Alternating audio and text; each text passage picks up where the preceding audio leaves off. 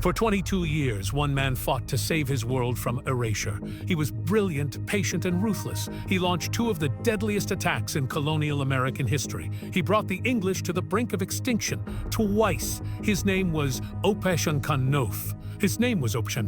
And this is the story of the longest indigenous resistance in early American history. December 1607. The forests of Virginia near Tsenacomoco, a group of Powhatan warriors surrounded an English captain who'd ventured too far up the Chickahominy River.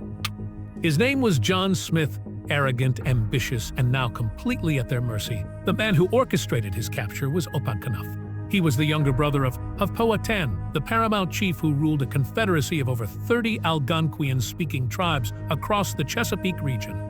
Opechancanough held the title of Werones, a chief, and commanded warriors from multiple tribes. Smith later wrote that Opechancanough was the most intelligent and resourceful of all the indigenous leaders he encountered. That assessment, though grudging, was accurate. When the English arrived in 1607, establishing Jamestown on Powhatan land without permission, Opechancanough had watched carefully. He studied their weapons, their tactics, their weaknesses. He noted their desperation, how they starved, fought among themselves, died from disease. He advocated for wiping them out immediately. But his brother Powhatan was more cautious. The English had metal tools, firearms, and ships that could bring reinforcements. They might be useful trading partner. They might also destroy themselves without Powhatan's intervention. They seemed incapable of feeding themselves. So Powhatan chose a middle path: contain them, control trade, test their intentions, and if they became too dangerous, eliminate them. For the next 2 years, an uneasy dance played out. The Powhatan Confederacy supplied the starving English with corn, sometimes as tribute, sometimes as charity. In return, they received copper, metal tools, and English goods. But tensions erupted constantly. English soldiers raided Powhatan villages for food. Powhatan warriors attacked English foraging parties. Men on both sides were killed. In 1609, the fragile relationship was shattered. The English, reinforced by new settlers and supplies, became more aggressive. They demanded land. They kidnapped Powhatan leaders. They burned villages. Powhatan responded with war. The First Anglo-Powhatan War raged from 1609 to 1614. It was brutal, intimate, and inconclusive. The Powhatan laid siege to Jamestown during the winter of 1609-1610, the starving time, nearly succeeding in forcing the English to abandon Virginia entirely. Opechancanough led many of these attacks. He coordinated ambushes. He cut off English access to water and game. He killed soldiers, destroyed supplies, and terrorized the colonists. But the English kept coming. More ships, more settlers, more weapons, and the Powhatan paid a terrible price. English retaliatory raids burned villages, destroyed crops, and killed non-combatants. Worse, European diseases, smallpox, influenza, typhus, swept through indigenous communities. The Powhatan had no immunity. Entire villages were decimated. By 1614, both sides were exhausted. Powhatan's daughter, Pocahontas, had been kidnapped by the English, converted to Christianity, and married to John Rolfe. The marriage became the foundation for a peace treaty. The war ended. For 8 years, an uneasy peace held. But Opechancanough never trusted it. He watched the English population grow. He watched tobacco plantations spread across land that had belonged to the Powhatan for generations. He watched his people's hunting grounds fenced off, their forest cleared, their cornfields seized. The English weren't guests, they were invaders. And the peace treaty wasn't preventing displacement, it was enabling it. In 1618, Powhatan died. He was old, perhaps in his 70s, and had ruled for decades. His death left a vacuum. Leadership of the Confederacy passed to Apachapam, another of Powhatan's brothers. But Apachapam was described by the English as lame and less intelligent, possibly elderly or infirm. Real power shifted to Opechancanough. He was likely in his 60s by then, a veteran warrior and strategist. He commanded respect from the Confederacy's war chiefs, and he had a vision that differed sharply from his brother's cautious diplomacy. Opechancanough believed the English had to be driven out, completely, permanently, or the Powhatan would be destroyed. By 1618, the English population in Virginia had grown to around 400. Small, but expanding rapidly, every ship from England brought more colonists. Every year, tobacco plantations pushed deeper into Powhatan territory. The Confederacy, meanwhile, was shrinking. Disease continued to devastate villages. Trade made some tribes dependent on English goods. Young men were forgetting the old ways, the old languages. Opechancanough faced an impossible calculation. If he waited, the English would become too strong to defeat. But if he struck now, he risked everything on a single gamble. For 3 years, he watched, planned, waited for the right moment. In early 1622, an incident gave him the justification he needed. A Powhatan warrior and spiritual leader named Nemaitainu, called Jack of the Feather by the English, was killed by colonists. The English claimed he murdered a traitor. The Powhatan said it was an execution without trial. Without justice, Nemaitainu's death was the final insult. He'd been Opechancanoug's advisor, a man believed to be protected by spiritual power, invulnerable to English weapons. His killing proved that no Powhatan person was safe. No leader respected, no life valued. Opechancanough summoned the Confederacy's tribal leaders. He laid out his plan, a coordinated surprise attack across the entire English colony. Simultaneous strikes on dozens of settlements. The goal, total extermination. It was audacious, dangerous, and perhaps the only chance the Powhatan had. The leaders agreed. The date was set, March 22, 1622, and Opechancanough prepared for war. The decision to launch a coordinated attack on every English settlement in Virginia was not made lightly. Opechancanough understood the risks. If the attack failed, if the English survived in significant numbers, the retaliation would be catastrophic. The fragile peace that had held since 1614 would shatter. The Powhatan would face total war against an enemy with superior weapons and growing numbers. But doing nothing guaranteed a slower death. By 1620, the dynamics of the Chesapeake had shifted fundamentally. The English were no longer a struggling outpost clinging to survival. They were a colony, expanding, profitable, and permanent. The catalyst was tobacco. John Rolfe's experiments with Caribbean tobacco strains had transformed Virginia's economy. By 1620, the colony was exporting over 40,000 pounds of tobacco annually to England. By 1622, it would be over 60,000 pounds. Tobacco was incredibly profitable, but it was also incredibly land-intensive. The crop exhausted the soil within 3 years. Planters constantly needed new fields. They cleared forests, fenced land, and pushed relentlessly into Powhatan territory, and the English population was exploding. The Virginia Company, desperate for profit after years of losses, recruited aggressively. They offered land grants, 50 acres to anyone who paid their own passage, 50 more for each additional person transported.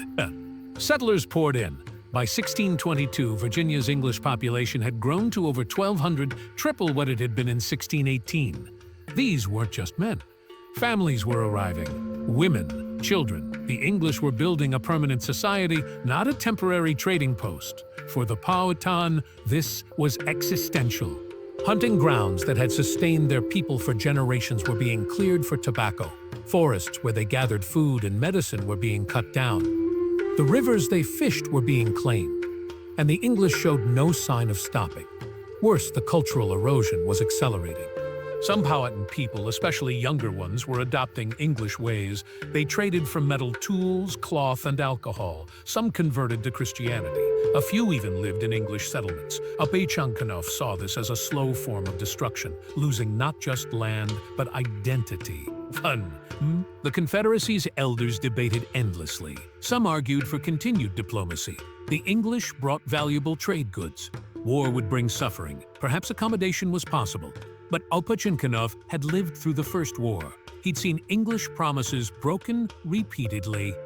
He'd watched them take, offering nothing but trade goods in return for entire worlds. He knew diplomacy wouldn't save the Powhatan. Only force could. Still, convincing the Confederacy required more than rhetoric. It required a concrete plan. Opechancanough spent months, perhaps over a year, developing it. The attack had to be coordinated. Simultaneous strikes across the colony would prevent warnings from spreading. If one settlement was attacked and survivors fled to alert others, the element of surprise would be lost. It had to be intimate. Powhatan warriors would arrive unarmed, as they had countless times before, offering trade and friendship. They'd be welcomed into homes, given breakfast, and asked to help with work. and then using the colonists' own tools, axes, hoes, knives, they'd strike. This tactic exploited the English settlers' complacency. 8 years of peace had made them careless. They no longer fortified their homes. They worked alone in fields. They trusted their Powhatan neighbors. That trust would be weaponized. The plan also required absolute secrecy. If even one colonist learned of the attack beforehand, the entire operation would fail. Hundreds of warriors across dozens of tribes would need to keep the secret for weeks, possibly months. They'd continue visiting English settlements, trading, acting normally, all while preparing for mass killing. It was an extraordinary demand, but Opechancanoug's authority held. By early March 1622, the pieces were in place. The warriors knew their targets. They knew the timing. Dawn on March 22, a Friday. They knew the signal. Opechancanoug's hope was simple. Kill so many English that the survivors would abandon Virginia and sail back to England. Without reinforcements, without supplies, facing a hostile confederacy, they'd have no choice. Virginia would return to the Powhatan. The invasion would be erased. But there was a darker calculation beneath this plan. Opechancanough knew he was ordering the deaths of non-combatants, women, children, people who'd shown kindness to the Powhatan, who tried to live peacefully. He ordered them killed anyway. From his perspective, there was no innocent English. Every settler, no matter how friendly, was part of the invasion. Every family clearing land was displacing Powhatan villages. Every child born in Virginia was a future claim to the Pocan territory. This wasn't a war between armies. It was a war for survival. And in such wars, mercy was a luxury the Powhatan couldn't afford. The English themselves had set this precedent. During the First War, English soldiers had burned Powhatan villages without distinguishing between warriors and families. They'd killed elders, women, and children. They destroyed food supplies, deliberately causing starvation. Opechancanough was applying the same logic, total war for total stakes. On the night of March 21, 1622, warriors moved into position across Virginia. Some slept in English homes, guests who would become killers at dawn. Others camped nearby, waiting. Opechancanough, now likely in his mid-60s, prepared himself. He'd spent decades fighting the English. He'd lost friends, family, and countrymen to their expansion. Tomorrow, he would strike back with everything he had. If the plan succeeded, the Powhatan would reclaim their homeland.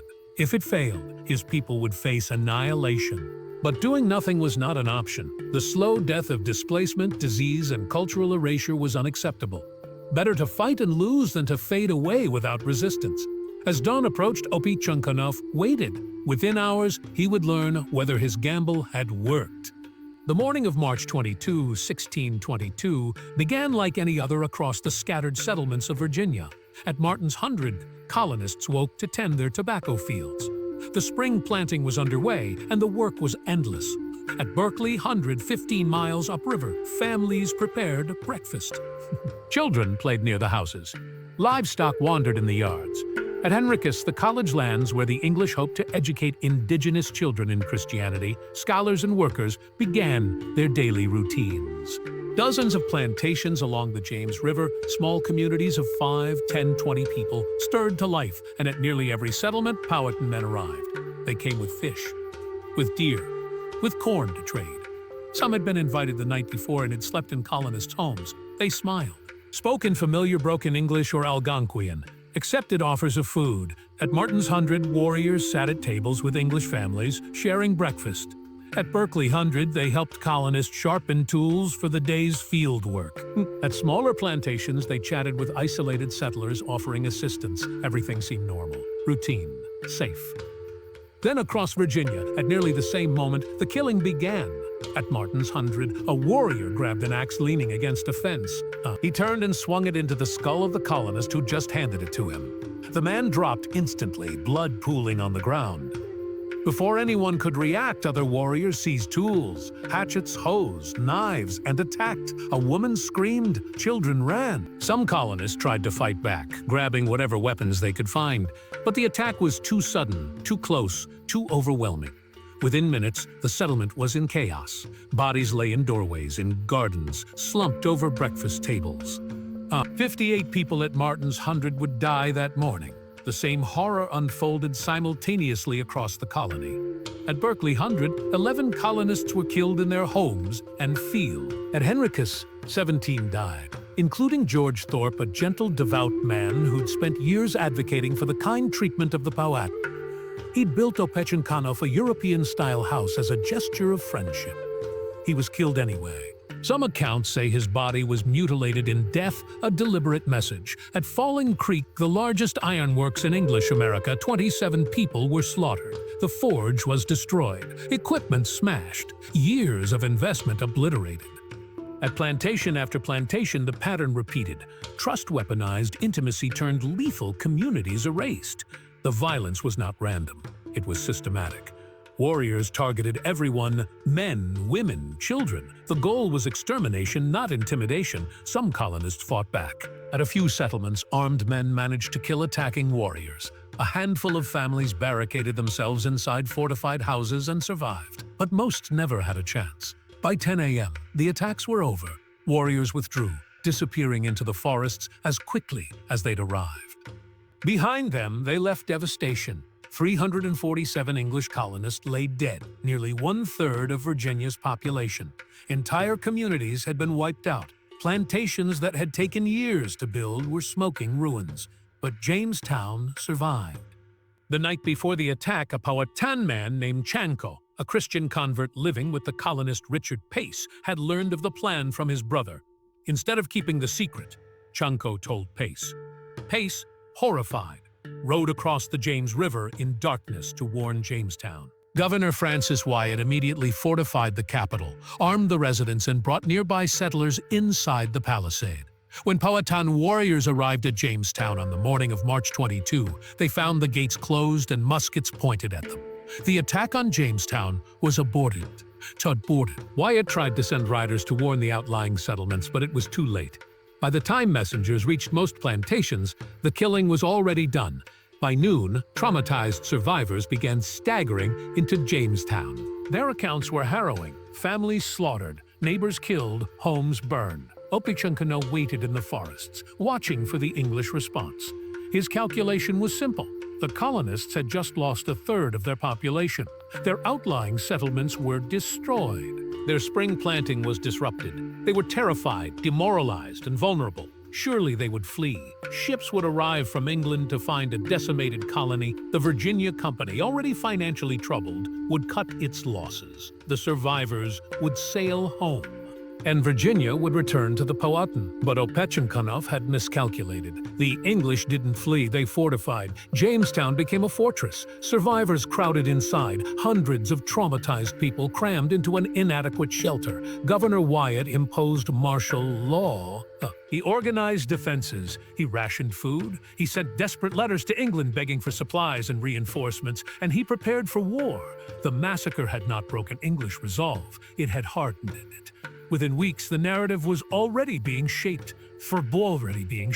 Colonial leaders described the attack not as a military strike by a sovereign nation defending its territory, but as a barbaric betrayal, a treacherous act of savagery against innocent, peaceful Christians. They conveniently ignored years of English land theft, broken treaties, and violence.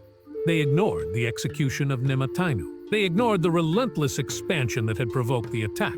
Instead, they crafted a story. The Powhatan were savages who'd violated the sacred bonds of hospitality and friendship. They pretended to be peaceful while plotting murder. This narrative served a purpose.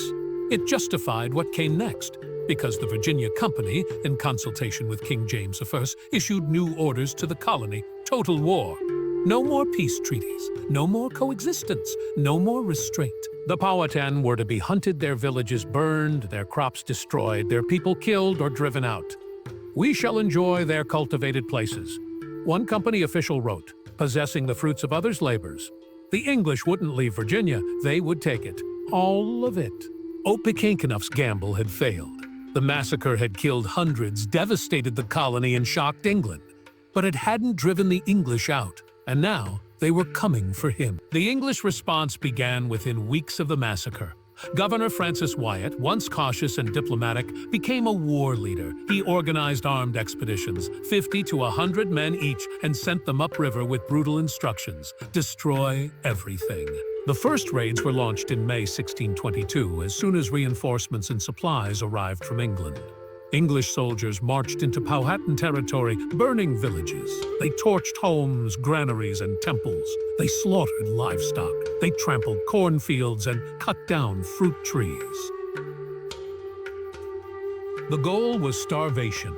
If the Powhatan couldn't grow food, they couldn't survive. They'd be forced to flee or submit. The Powhatan fought back, ambushing English parties, harassing supply lines, killing isolated soldiers. But they were fighting a different kind of war now. During the First Anglo-Powhatan War, the English had been vulnerable, small in number, poorly supplied, desperate. The Powhatan could lay siege to Jamestown and nearly starve them out. But by 1622, the dynamics had shifted. The English population, despite the massacre, still numbered around 900. They had firearms, metal armor, and disciplined military tactics. They could sustain losses and keep fighting. The Powhatan, meanwhile, were already weakened by disease and displacement. They couldn't replace casualties as easily. Every warrior killed was a devastating loss. Opechancanough adapted. He avoided confrontation. He waged guerrilla war, hit-and-run attacks, ambushes, withdrawals into deep forests where the English couldn't follow effectively. He preserved his forces, waiting for the English to overextend. But the English escalated. In May 1623, a year after the massacre, Governor Wyatt authorized a peace conference. He sent word to Opechancanough, "Let's negotiate, end the war, establish new terms." Opechancanough was suspicious, but he sent representatives, around 200 Powhatan people, including tribal leaders and warriors. They met the English at a neutral site. The English offered food and drink as a gesture of goodwill. They proposed toasts to peace. The wine was poisoned. Within minutes, the Powhatan people began collapsing, vomiting, convulsing, dying. The English soldiers then attacked, killing those who survived the poison. Approximately 200 Powhatan people died, either poisoned or hacked to death as they fled. It was a calculated act of treachery that mirrored the March 22 massacre. The English had weaponized trust, just as the Powhatan had. The message was clear. There were no rules anymore. No honor, no mercy. When news of the poisoning reached England, some voices expressed horror. This wasn't Christian behavior. This was barbarism. But colonial authorities defended it. The Powhatan had broken the peace first, they argued. They'd murdered innocent families. The English were simply responding in kind. And besides, the poisoning had been effective.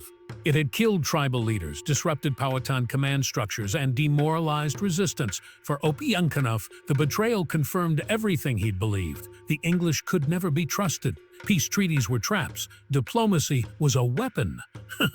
The only language the English understood was violence. So the war continued. Throughout 1623 and 1624, English expeditions ravaged Powhatan territory.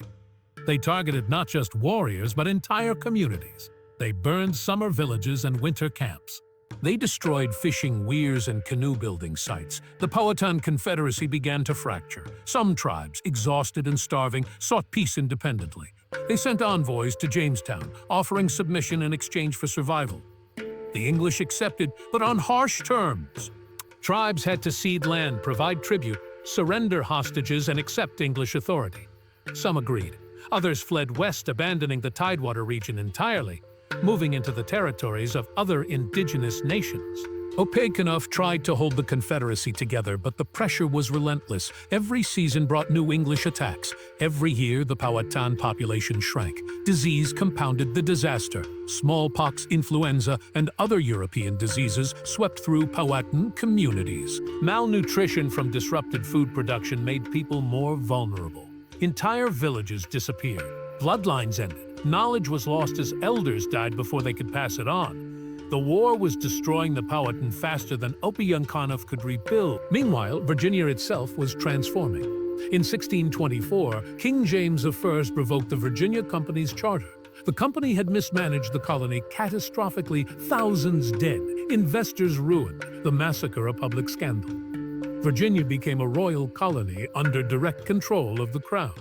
This transition actually strengthened the colony.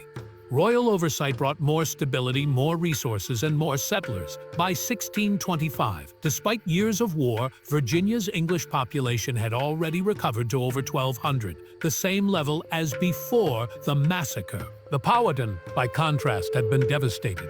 Their pre-contact population, estimated at 15,000 to 20,000, had collapsed. By the mid-1620s, perhaps 3,000 to 4,000 remained in the Tidewater region. Opechancanough was losing, slowly, inexorably, but he refused to surrender. He still controlled significant forces, he still held territory in the interior, and he still believed resistance was better than submission, even if resistance meant death. The war ground on. 1624, 1625, 1626, raids and counter-raids, burning villages and ambushed patrols. Crops destroyed. Crops destroyed. Lives lost. Neither side could achieve total victory, but the trajectory was clear. The English were winning through attrition. They could replace losses. The Powhatan couldn't. By 1627, even Opechancanoug's most loyal allies were exhausted. Warriors were dying. Food was scarce. Families were starving. Tribal leaders came to him, begging for peace, not because they trusted the English, but because continuing the war meant extinction. Opechancanough faced the hardest decision of his life. He'd fought for nearly a decade, since the 1622 massacre. He'd lost thousands of his people. He'd watched his confederacy crumble. And the English were stronger than ever. Continuing the war would mean the destruction of the Powhatan. But accepting peace meant accepting English domination, ceding land, surrendering sovereignty, becoming subjects. In 1632, after 10 years of brutal conflict, Opechancanough agreed to a truce, not because he'd been defeated on the battlefield, but because his people couldn't endure anymore. The Second Anglo-Powhatan War was over, but Opechancanouggh's war was far from finished. The years between 1624 and 1632 were defined by exhaustion, attrition, and the slow unraveling of the Powhatan Confederacy. This wasn't a war of grand battles or decisive victories. It was a grinding struggle for survival, fought village by village, crop by crop, season by season. The English strategy remained consistent: destroy Powhatan's food supplies. Every spring and summer, armed expeditions marched into indigenous territory. They targeted cornfields just before harvest, burning acres of crops that represented months of labor. Corn was everything to the Powhatan. It was their primary food source, supplemented by hunting, fishing, and gathering. Losing a harvest meant starvation through the winter. The English understood this. They weaponized hunger. In 1624, an English expedition led by Captain John Martin attacked villages along the Pamunkey River, Opechancanoug's home territory. They burned fields, destroyed granaries, and killed anyone who resisted. The Powhatan retaliated with raids on English plantations, killing isolated workers and burning tobacco crops. But tobacco was a cash crop, not a food source. The English could lose tobacco and still eat. The Powhatan couldn't. The asymmetry was devastating. English soldiers also adopted scorched earth tactics learned from European warfare. They didn't just burn standing crops, they salted fields to prevent replanting. They destroyed seed stores. They cut down fruit and nut trees that took years to mature. This wasn't just military strategy. It was ecological warfare designed to make the land uninhabitable for the Powhatan. And it worked. By 1626, Powhatan communities along the James River were starving. Malnutrition made them vulnerable to disease. Smallpox outbreaks swept through villages, killing hundreds. The English, while not immune to disease, had better food security. Jamestown received regular supply ships from England and the Caribbean. Colonial farms grew enough corn, wheat, and livestock to sustain the population. The Powhatan had no such safety net. When their crops failed, they starved. The Opechancanough tried to adapt. He moved villages deeper into the interior, away from English reach. He organized hunting parties to secure protein. He traded with Western tribes for food and supplies. But these were stopgaps, not solutions. The fundamental problem remained. The English kept coming. Every year, more ships arrived with more settlers. By 1627, Virginia's English population exceeded 2,000. By 1630, it was approaching 3,000. The Powhatan population, meanwhile, continued to decline. Some tribes fragmented, warriors and families fled west, abandoning traditional territories to escape English expansion. They sought refuge with the Monacan, the Manahoac, and other Western nations, sometimes welcomed, sometimes resented as refugees bringing English trouble. Other tribes sued for peace individually, breaking from the Confederacy. The Accomack and Accohonic on the eastern shore across the Chesapeake Bay negotiated separate treaties with the English. They ceded land, accepted tributary status, and survived by distancing themselves from Opechancanoug's resistance. The Rappahannock, Chickahominy, and other northern tribes made similar calculations. Resistance meant destruction. Submission meant survival. Even if survival came with humiliation and loss, Opechancanough couldn't hold the Confederacy together by force. He wasn't an emperor. The Powhatan political system was based on alliances and consensus, not centralized authority. If tribes chose peace, he couldn't stop them. By 1628, the Confederacy that had once united over 30 tribes was fractured. Perhaps a dozen tribes remained loyal to Opechancanough, mostly those closest to him geographically and politically. The Pamunkey, Mattapony, Yautaunon, and a few others. These core tribes continued fighting, but their attacks were smaller, less frequent. They ambushed isolated English travelers, raided outlying plantations, disappeared into the forest before English forces could respond.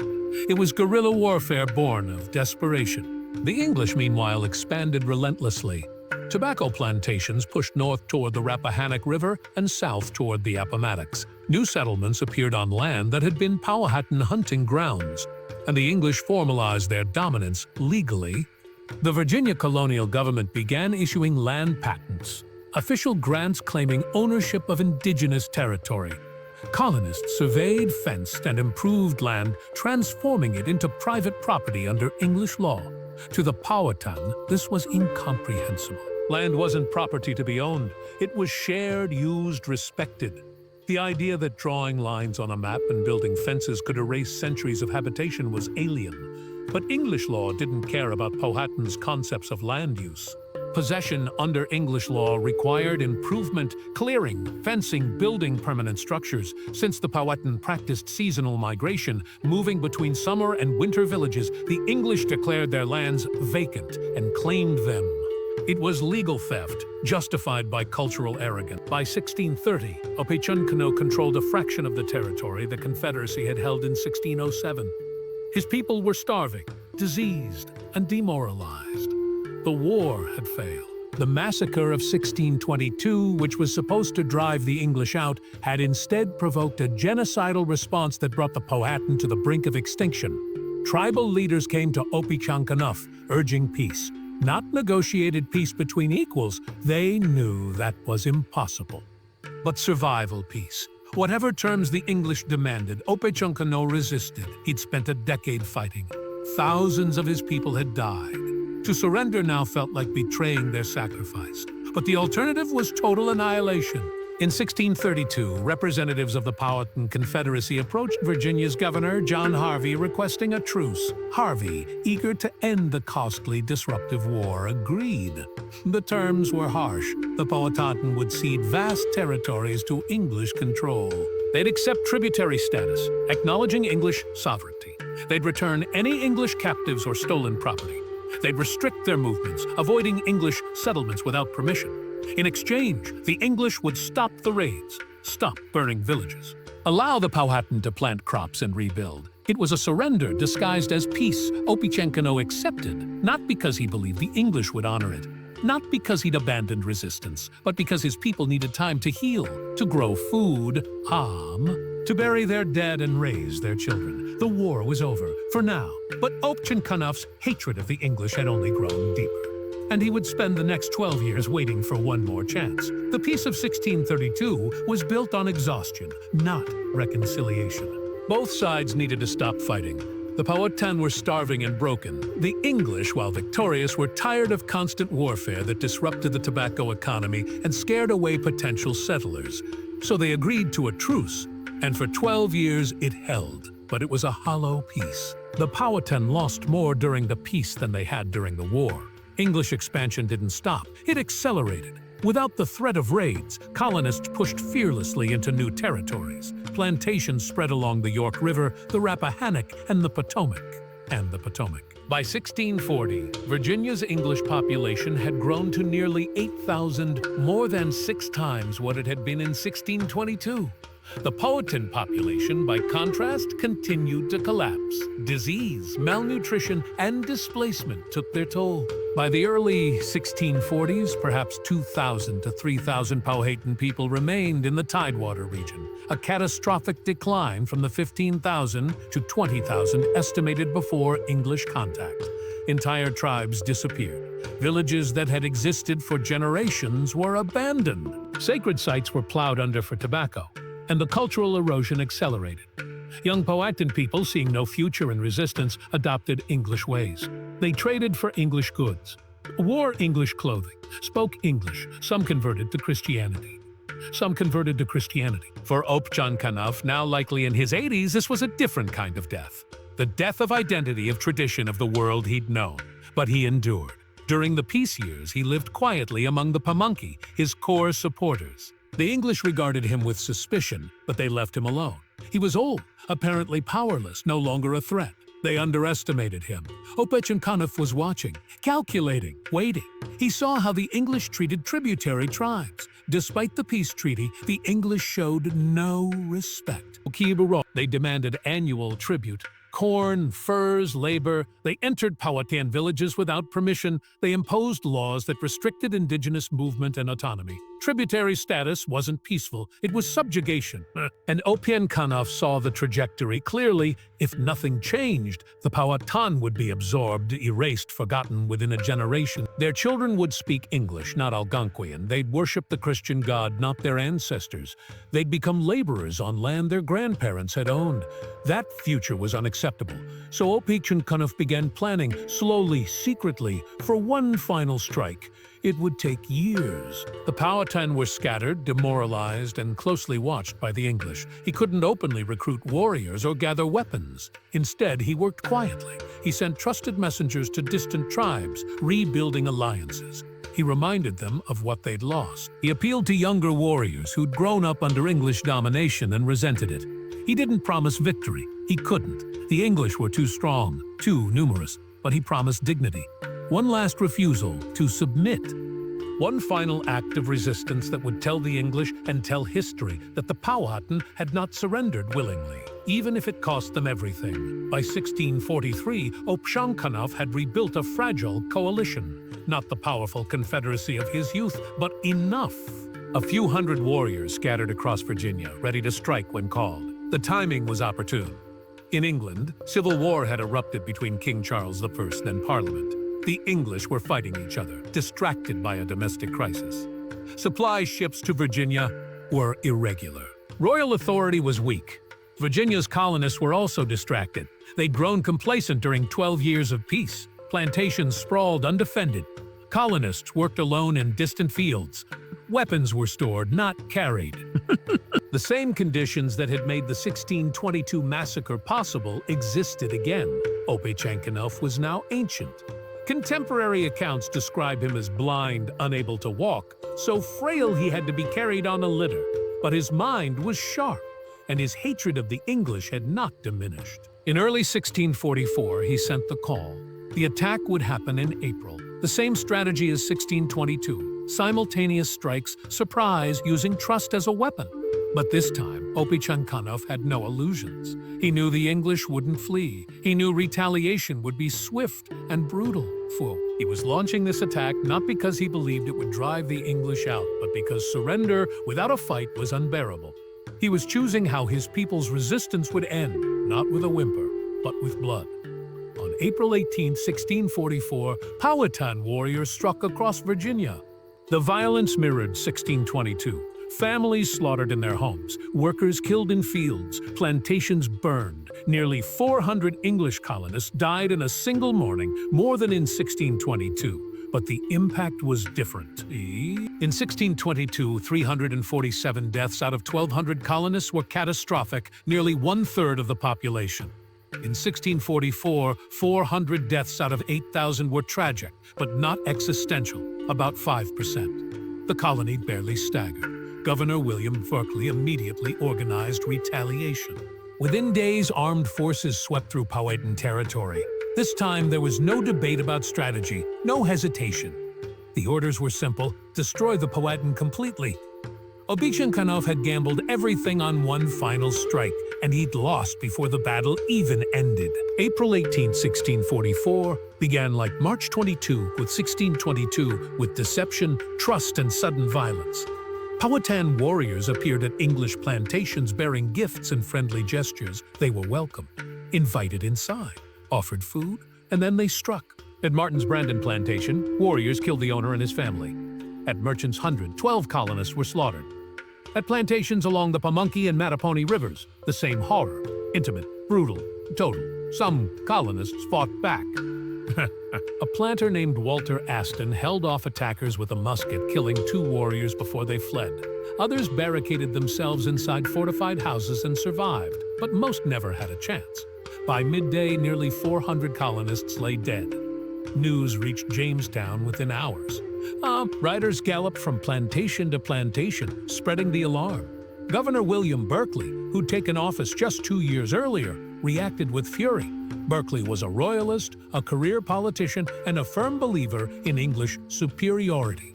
To him, the attack was not a military action by a sovereign people defending their it was barbarism. He immediately declared martial law. He mobilized every able-bodied man.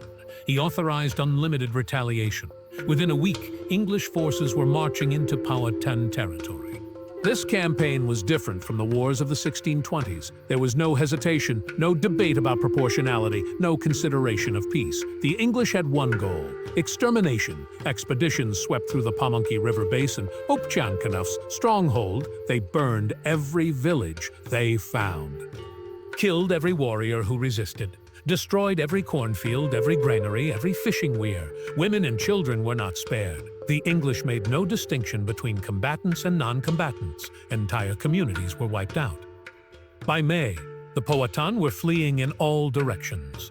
Some ran west into the mountains, others fled north, seeking refuge among the Piscataway and other Potomac River tribes. Opechancanough, ancient and blind, was carried by his warriors as they retreated deeper into the wilderness.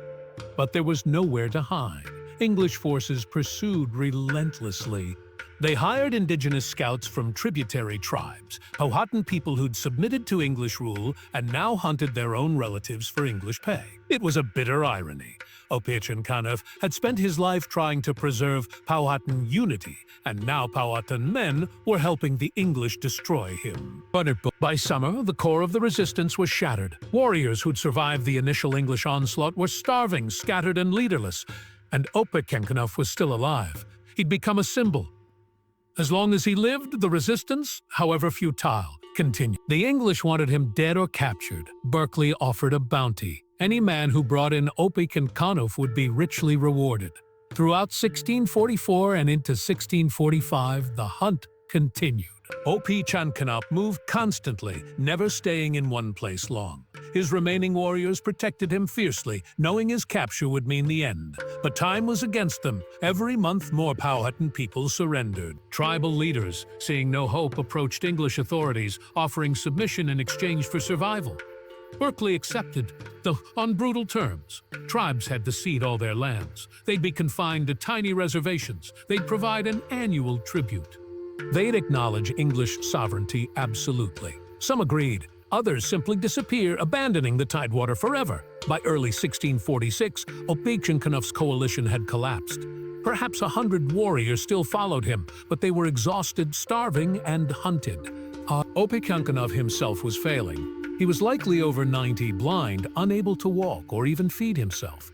He was carried on a litter, kept alive by the devotion of his followers. But he refused to surrender. Even at the end, broken and defeated, he would not submit to English authority. He'd spent 40 years fighting them. He would die fighting. In late 1646, English forces finally cornered him. The exact circumstances are murky. Some accounts say he was betrayed by a Powhatan informant. Others suggest he was simply too old and slow to escape. What's certain is that English soldiers captured him alive. They brought him to Jamestown, the English capital he'd tried twice to destroy. He was put on display. The great Opechancanough, who'd terrified Virginia for decades, was paraded through Jamestown as a trophy. Colonists came to gawk at him, the monster from their nightmares, now old, blind, and helpless. Contemporary accounts describe him with a mixture of contempt and awe. Even his enemies acknowledged his dignity. John Smith, in his later writings, described Opechancanough as the most intelligent of all indigenous leaders. Edward Williams, a colonist, wrote that even in captivity, blind and ancient, Opechancanough carried himself with great majesty. Governor Berkeley initially planned to send him to England to be displayed before the king as proof of Virginia's victory. But Opechancanough never made that journey. One day, as he was being held in Jamestown, an English soldier, frustrated, angry, or simply cruel, shot him in the back. Some accounts say the soldier was a guard who'd lost family in the 1644 attack. Others suggest it was a spontaneous act of rage. Berkeley was reportedly furious. He wanted Opechancanough alive to serve as a symbol of English triumph. But Opechancanough was dead. His body was buried in an unmarked grave. No ceremony, no honor, just disposal. With his death, organized Powhatan resistance ended. The warriors who'd followed him surrendered. Tribes sent envoys to Jamestown begging for peace. In October 1646, a formal treaty was signed. The Powhatan Confederacy, what remained of it, surrendered absolutely. They ceded all their lands to English control. They accepted confinement to tiny reservations. They acknowledged the English king as their sovereign. Opechancanoug's 40-year war was over, and the Powhatan had lost everything. The summer of 1644 turned Virginia into a hunting ground. Governor William Berkeley wasn't interested in negotiations, treaties, or measured responses. He wanted Opechancanough dead and the Powhatan destroyed. He mobilized every available man. Militias from each county were activated. Experienced Indian fighters were put in command, and the orders were explicit: pursue the Powhatan relentlessly until they surrendered or were exterminated. The English forces moved systematically through Powhatan territory, starting with the Pamunkey River Basin, Opechancanoug's stronghold. They burned every village they encountered, torched longhouses that had stood for generations, destroyed temple structures and burial grounds, desecrated everything sacred to the Powhatan. The crops were targeted with particular ferocity. It was late summer, harvest time. Cornfields were golden, ready to be gathered. The English burned them all. They didn't just set fire to standing crops. They destroyed seed stores so fields couldn't be replanted. They trampled gardens. They cut down fruit and nut trees. They poisoned fishing spots and destroyed weirs. The strategy was deliberate. Starve the Powhatan into submission. Any Powhatan people encountered were given a choice: surrender immediately or be killed. Warriors who resisted were shot. Those who fled were hunted. Women and children were generally taken captive rather than killed, a shift from earlier campaigns. But captivity meant forced labor, cultural indoctrination, and separation from families. It was a different kind of violence. By autumn 1644, the Powhatan were in full retreat. Opechancanough, now impossibly old, perhaps 90 or even older, was carried by his remaining warriors as they fled deeper into the wilderness. Contemporary accounts describe him as blind, his body failing, unable to stand or walk without assistance. But his mind remained sharp and his warriors remained loyal. They moved constantly, never staying more than a few days in one place. English forces pursued them through swamps, forests, and river crossings. The hunt was exhausting for both sides. English soldiers, weighed down by armor and supplies, struggled through terrain the Powhatan knew intimately. But the Powhatan were starving, carrying an elderly leader, and running out of places to hide. Berkeley offered rewards for Opechancanoug's capture: land grants, money, status. Any man who brought in the great chief would be richly compensated. Indigenous scouts from tributary tribes, Powhatan people who'd already submitted to English rule, joined the hunt. It was a bitter betrayal. It ended an era. For nearly 40 years, from the founding of Jamestown in 1607 to his death, Tsenacomoco had embodied Powhatan resistance. He'd fought in the First Anglo-Powhatan War, orchestrated the 1622 massacre, endured 10 years of brutal retaliation, negotiated a hollow peace, and launched a final, desperate attack in 1644. He'd never surrendered, never accepted English dominance, never stopped believing his people deserved their homeland, and now he was dead, shot in the back while a captive, denied even the dignity of dying in battle. His followers, scattered and leaderless, had no choice but to submit. In the months after his death, Powhatan tribal leaders came to Jamestown one by one to negotiate surrender. They had no leverage. The English held all the power, but they hoped at least to secure survival for what remained of their people. Governor William Berkeley dictated the terms. They were harsh, humiliating, and non-negotiable. The Treaty of 1646 formalized the Powhatan defeat. First, the tribes acknowledged King Charles I of England as their sovereign. They were no longer independent nations. They were subjects, conquered people under English rule. Second, they ceded all their lands south of the York River to English ownership. This was millions of acres, the heart of the old Powhatan Confederacy's territory. Third, they were confined to reservations, small plots of land designated by the English government. They couldn't leave without English permission. They couldn't hunt or fish on their former lands. They were prisoners in their own homeland. Fourth, they had to pay annual tribute to the English crown. Beaver pelts, deer hides, corn, whatever the English demanded. Failure to pay could result in punishment or expulsion. Fifth, they had to return all English captives and stolen property. Any Powhatan person found harboring an English prisoner would be executed. Sixth, their children could be taken by the English for education, a polite term for cultural indoctrination. Powhatan children would be raised in English households, taught Christianity, stripped of their language and identity. And finally, if any Powhatan person entered English territory without permission, they could be shot on sight. These weren't peace terms, they were terms of subjugation. But the tribal leaders signed. They had no alternative. The Pamunkey Opechancanough's own tribe were reduced to a tiny reservation along the river that bore their name. The Mattapony, the Chickahominy, the Rappahannock, all confined to fragments of their former territories. The Great Powhatan Confederacy, which at its height had controlled the entire Tidewater region from the Potomac to the James River, was reduced to a handful of broken, impoverished tribes clinging to survival. Many Powhatan people didn't wait for the treaty. They fled. Some moved west into the Piedmont and Appalachian foothills, settling among the Monacan and other western tribes.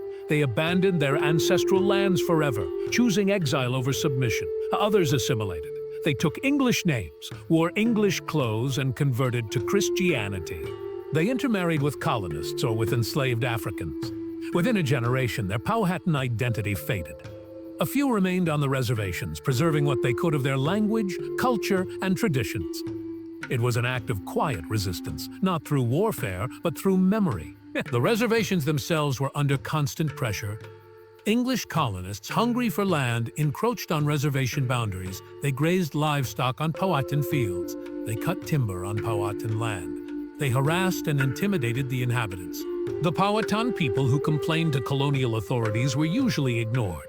English law, in theory, protected reservation boundaries. In practice, it favored colonists. Over the following decades, reservation lands shrank. Through legal manipulation, intimidation, and outright theft, the English took more and more. By 1700, the reservations established in 1646 were shadows of their original size. By 1800, most had disappeared entirely. The cultural destruction was equally devastating. The English banned Powhatan's religious practices. Shamans were forbidden to perform ceremonies. Sacred sites were desecrated or built over. Tribal elders, the keepers of oral history, died without being able to pass on their knowledge. The Powhatan language began to fade. Children on reservations learned English to survive. Within 2 generations, fluent speakers of Powhatan Algonquian were rare. By the 19th century, the language was functionally extinct. Traditional governance structures collapsed. The position of paramount chief, held by Powhatan, Apachapam, and Opechancanough, disappeared. Tribal leadership was reduced to council members appointed or approved by English authorities. The Powhatan became what the English had always intended: a subject people, controlled, diminished, erased. But not entirely. Because despite everything, despite war, disease, displacement, cultural destruction, and generations of oppression, the Powhatan survived. Families on the tiny reservations preserved stories. They taught their children who they were, where they came from. They remembered Opechancanough, remembered Powhatan, remembered the world before the English. That memory, fragile and contested, kept Powhatan identity alive. In 1646, as Opechancanoug's body was buried in an unmarked grave, it must have seemed like the end. The complete and total victory of English colonization. But cultures are resilient. People are resilient. And the Powhatan, against all odds, endure. Today, 8 Virginia tribes, the Pamunkey, Mattapony, Chickahominy, Eastern Chickahominy, Upper Mattapony, Rappahannock, Nansemond, and Monacan, are state-recognized descendants of the Powhatan Confederacy. In 2018, 6 of these tribes achieved federal recognition, acknowledging their continuous existence since before European contact. They are living proof that Opechancanoug's resistance, though it ended in military defeat, was not entirely in vain. Because he fought, the Powhatan were never forgotten. Because he resisted, their story was never erased. He lost the war, but he preserved the memory. And sometimes that's the only victory possible. Opechancanoug's war didn't end with his death.